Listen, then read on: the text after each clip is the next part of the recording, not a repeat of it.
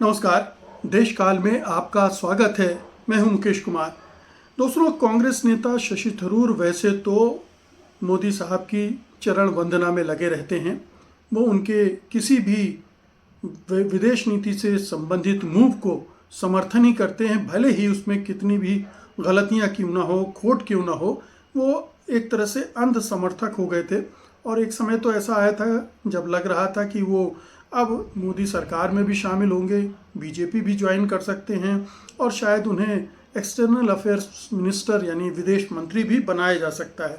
लेकिन अभी जो उनका ताज़ा बयान आया है, ऐसा लगता है कि उन्होंने अब अपना सेंस पा लिया है। वो जो विदेश नीति का बोध है, जो अंतर्राष्ट्रवाद के साए में ढक गया था या मोदी भक्ति की वजह से वो काम करना उसने बंद कर दिया था, अब वो काम कर रहा है।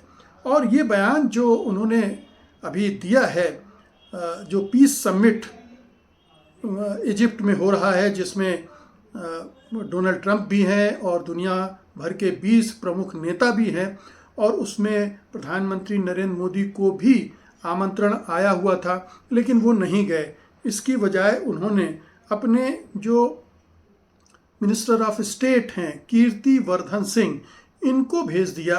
और यही शशि थरूर का कहना है कि ये तो बहुत बहुत बड़ी चूक है, क्योंकि ये एक बहुत शानदार मौका था जब अंतर्राष्ट्रीय मंच पर भारत अपनी उपस्थिति को पूरे वजन के साथ पेश कर सकता था। अगर प्रधानमंत्री मोदी वहाँ खुद होते तो उसका असर कुछ और होता, क्योंकि जब अंतर्राष्ट्रीय स्तर के तमाम बड़े नेता वहाँ इकट्ठे हैं और ये पूरे मध्य पूर्व की राजनीति को बदलने वाला, नए सिरे से परिभाषित करने वाला समिट था, तो उसमें उनकी भागीदारी होनी चाहिए थी। लेकिन वो नहीं गए। उन्होंने इस पूरे मौके से अपने आप को दूर कर लिया, अलग कर लिया, जो कि भारत के हितों के हिसाब से उचित नहीं था। भारत की विदेश नीति के लिहाज से तो एक बहुत बड़ी भूल था, क्योंकि ये ऐसे अवसर हैं जहां पर आपकी उपस्थिति को महसूस किया जाता है और उसे महत्व दिया जाता है।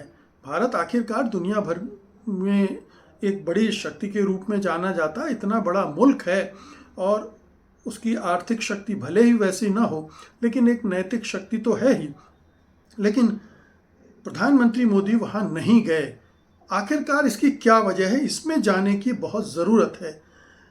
आप अगर देख रहे हो तो प्रधानमंत्री मोदी लगातार ट्रंप से भाग रहे हैं, ट्रंप से पीछा छुड़ाने की कोशिश कर रहे हैं।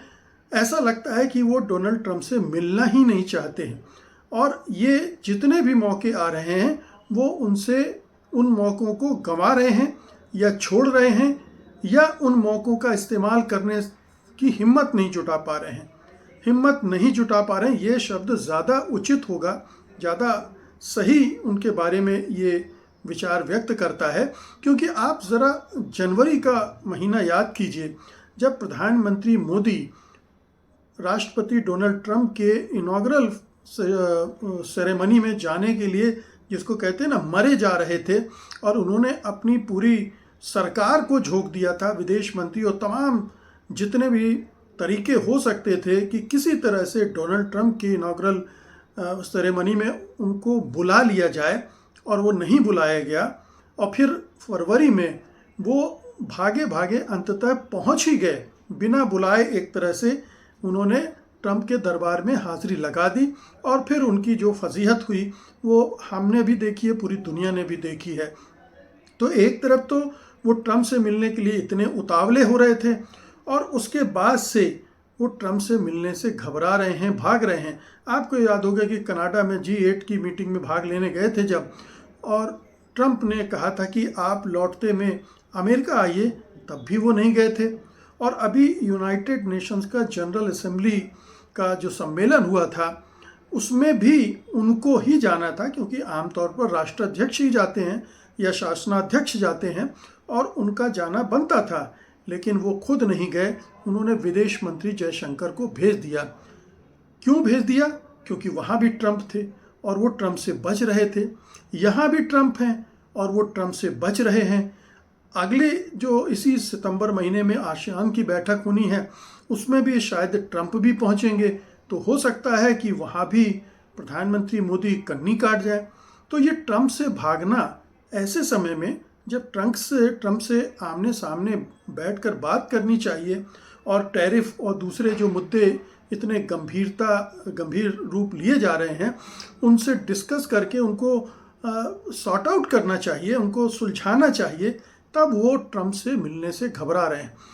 घबराने का कारण सबसे बड़ा ये लग रहा है कि जिस तरह से फजीहत उन्होंने फरवरी में की थी, कहीं वो फिर से ना कर दें। दूसरी फजीहत ये लग रही है कि ऑपरेशन सिंदूर को में युद्ध विराम करवाने का जो श्रेय राष्ट्रपति ट्रंप बार बार ले रहे हैं, और 50वीं बार उन्होंने फिर कह दिया कि मैंने कहा था कि 100-200% मैं टैरिफ लगा दूंगा अगर जल्दी से युद्ध नहीं रोका तो, और उसी दबाव में दोनों देशों ने युद्ध रोका था। ये उन्होंने अभी 24 घंटे के अंदर ही दिया है। तो ये बयान भी अभी चल ही रहा है। तो ट्रंप एक तरफ कहे जा रहे हैं और दूसरी तरफ प्रधानमंत्री मोदी उस बारे में बिल्कुल चुप्पी साधे हुए हैं। तो ये अपने आप में प्रधानमंत्री मोदी के लिए धर्म संकट का विषय है कि अगर वो आमने सामने हुए या किसी सम्मेलन में हुए जहाँ पर ट्रंप ने उनके सामने ही ये सारी चीज़ें कह दी, तब उनका रिएक्शन क्या होगा, या जो वर्ल्ड मीडिया वहाँ पर इकट्ठा होगा जो इंतज़ार में है कि प्रधानमंत्री मोदी मिले और उनको दबोच लिया जाए और उनसे पूछा जाए कि जो ट्रंप कह रहे हैं आप उससे एग्री करते हैं या नहीं करते हैं। तो ये एक तरह का पलायन है। जो ट्रंप का भूत उनके ऊपर सवार हो गया है, वो उन्हें भगा रहा है इधर से उधर, उधर से इधर। वो उन तमाम सम्मेलनों कार्यक्रमों को अवॉइड कर रहे हैं जहां उनको होना चाहिए था। हालांकि बीच में कुछ खबरें आई थी कि मामला अब सुलझ रहा है, ट्रंप ने भी कुछ नरम बातें कही थी, इन्होंने भी कूदकर उनकी तारीफ कर दी थी। ये सब जब जन्मदिन का मौका आया था प्रधानमंत्री के 75वें जन्मदिन का, तब दोनों के बीच ग्रीटिंग्स एक्सचेंज हुई थी और लग रहा था कि मामला धीरे धीरे सुलझ रहा है।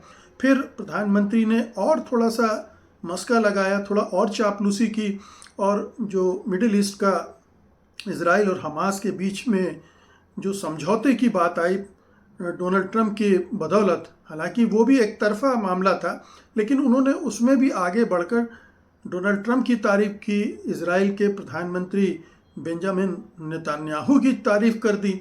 तो तारीफ से वो खुश तो करना चाह रहे हैं जहां भी मौका मिलता है, लेकिन जो ऑपरेशन सिंदूर वाला मामला है उसमें वो बेहद घबराते हैं।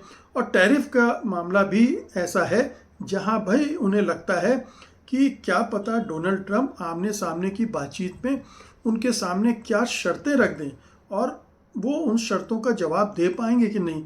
तो ये एक कॉन्फिडेंस की कमी भी उनके अंदर दिख रही है कि ऐसे नाजुक मौक़ों पर भारत का प्रधानमंत्री अगर उसमें गट्स नहीं है, उसमें साहस नहीं है, उसमें आत्मविश्वास नहीं है, तो वो डोनाल्ड ट्रंप जैसे व्यक्ति को, जो बहुत ही धूर्त किस्म का नेता है, उससे डील कैसे करेंगे।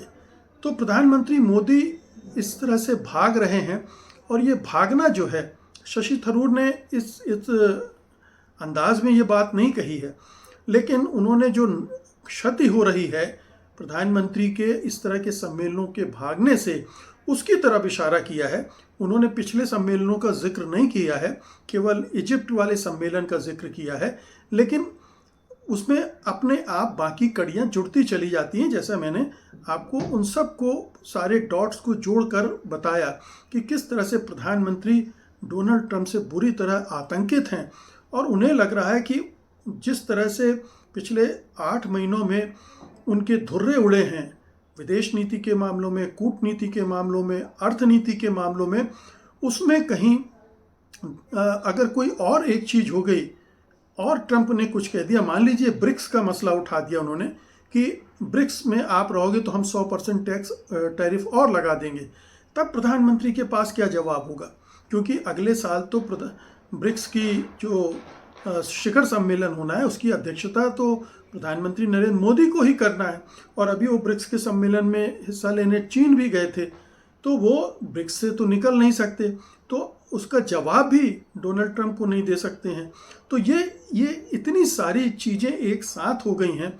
और तेल का भी मामला है, रूस से तेल खरीदने का मामला है, वो अपने आप में एक पेचीदा मामला है जिसमें अंबानी धड़ाधड़ तेल खरीद रहे थे, अडानी धड़ाधड़ अपने पोर्ट्स में उसको उतार रहे थे। ये तमाम चीज़ें हो रही थी, तो उनके मित्र भी इसमें फंसे हुए हैं। अडानी के खिलाफ अमेरिका में जो केस चल रहा है उसमें अभी तक समन भी सर्व नहीं किए गए हैं।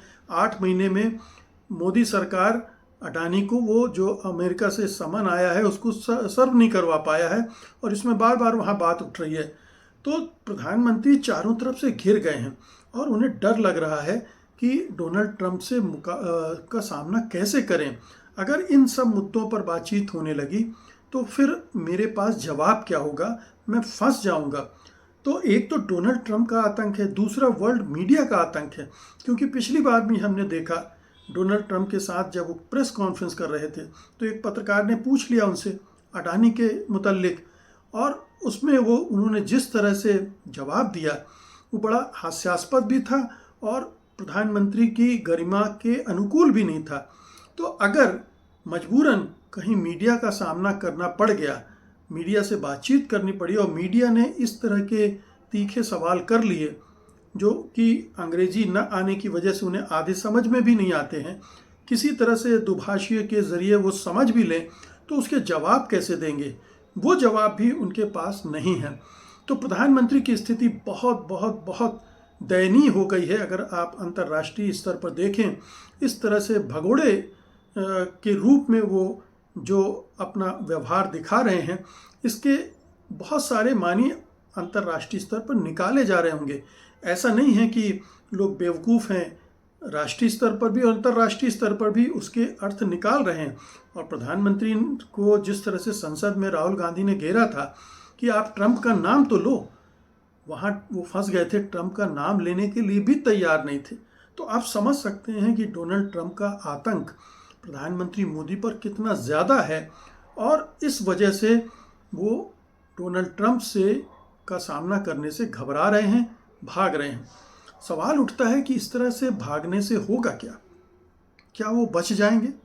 क्या ट्रंप इसको नोट नहीं कर रहे होंगे कि प्रधानमंत्री मोदी उनके बुलावे पर भी नहीं आते हैं? और ये जो समिट था उनके लिहाज से, डोनाल्ड ट्रंप के लिहाज से तो बहुत बड़ा समिट था, उनकी बहुत, वो इसे इस तरह से अपनी सबसे बड़ी उपलब्धि के रूप में पेश कर रहे हैं कि जहां बरसों से लड़ाई झगड़े चल रहे हैं वहां उन्होंने इजराइल और हमास के बीच शांति स्थापित कर दी। हालांकि शांति स्थापित हुई नहीं है अभी, और उसमें बहुत सारे किंतु परंतु हैं। और इजराइल का व्यवहार क्या होगा, अमेरिका आगे का खेल कैसे खेलेगा, इस पर डिपेंड करता है। बहुत सारे लोगों को, बल्कि अधिकांश लोगों को शक है कि ये समझौता टिक भी पाएगा, युद्ध विराम टिक भी पाएगा, खासतौर पर इजराइल के रवैये को देखते हुए, क्योंकि उसने कभी किसी समझौते की परवाह की नहीं है। लेकिन डोनाल्ड ट्रंप तो आज उस मुकाम पर हैं जहां उन्हें लगता है कि वो पीस मेकर हैं, दुनिया के 8 युद्ध रुकवा चुके हैं, और वहां उनके दरबार में अगर एक देश का प्रधानमंत्री अपना एक बहुत ही कनिष्ठ मंत्री कीर्तिवर्धन सिंह को भेज देता है तो ये तो उसकी वो तौहीन के रूप में भी उसे ले सकते हैं वो, कि हमने बुलाया इनको और भेजा इनको। अब ये बहाना जो प्रधानमंत्री की तरफ से दिया जा रहा है कि अंतिम समय में न्योता आया था इसलिए नहीं जा पाए। अरे भाई, वो जो 20 देशों के बड़े बड़े नेता आ रहे हैं उनको भी अंतिम समय में ही न्योता गया था, लेकिन वो तो पहुँचे, आप क्यों नहीं पहुँचे? ये सवाल बहुत गंभीर है और ये आगे चलकर एक बड़ी समस्या भी बन सकता है प्रधानमंत्री के लिए भी। और प्रधानमंत्री अगर सोच रहे हैं कि न मिलने से उनकी छवि बच रही है तो ये गलत सोच रहे हैं। वो अगर वो साहस के साथ जवाब देते और ट्रंप के सामने न दबें तो उनकी छवि फिर से चमक सकती है। लेकिन अगर वो भागते रहे तो उनकी छवि तो, उसका छीछा लीदर पहले ही काफ़ी हो चुका है, अब धज्जियाँ उड़ती नज़र आएगी। बहुत बहुत शुक्रिया आपका, धन्यवाद, नमस्कार।